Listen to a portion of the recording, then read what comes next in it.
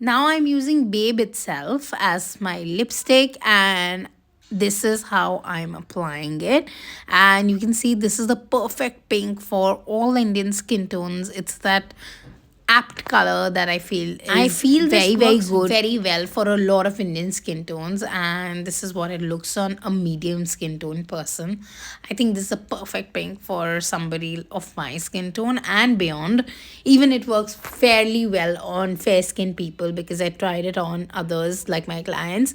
And now I'm using a darker lip liner, which is quite a dark brown, to line my lip.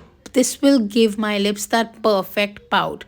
So if you are seeing, I'm slightly overlining my lip, and this is the lip technique that I use for to get that perfect pout on everyday basis. I firstly fill in my lip, then I overline my lip so that there's already a little bit of extra space that I can do.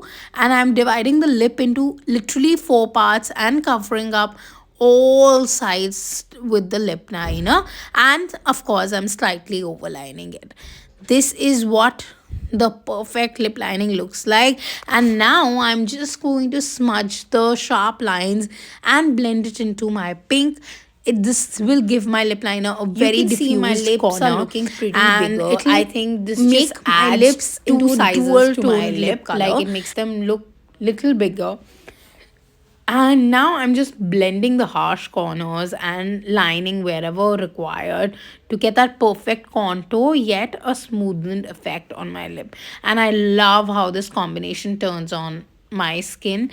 Now we are going to top it up, give that pouty effect a little more enhancement with a lip gloss. This is a lip gloss from Tarte. This is the Busy Gal lip gloss, and it's a pure, like, beautiful goldenish color. You can see how it makes my lip pop like instantly, and it adds more and more of, pouty effect to my lip.